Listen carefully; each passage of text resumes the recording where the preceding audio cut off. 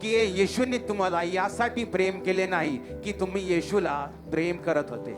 मी येशूचा विरोधक होतो, पास्टरांना शिव्या द्यायचो. जर परमेश्वराने मला निशर्त प्रेम केले नसते तर मी इथे नसतो. पण तुम्ही कोणाला प्रेम करता? जो तुम्हाला प्रेम करतो, जो तुमच्या प्रती चांगल्या गोष्टी बोलतो, जो तुम्हाला चिडवतो, तुमच्या मागे काहीतरी चुकीचं बोलतो, त्याला तुम्ही प्रेम करत नाही. म्हणून परमेश्वर म्हणतो, तारुण्याच्या वासनापासून टाळा आणि मग धार्मिकता म्हणजेच पवित्रताई आणि प्रेम स्वीकारा, म्हणजेच निशर्त अगापे प्रेम, म्हणजेच एकमेकांवर कोणती अट न ठेवता प्रेम करा. आणि मग तुम्ही म्हणतात मी ख्रिश्चन आहे, पण तुम्ही तिथे बसले आहात आणि तुमचे भाऊ बंधू तिथे, एकच चर्चचे सदस्य वेगळे वेगळे बसलेत.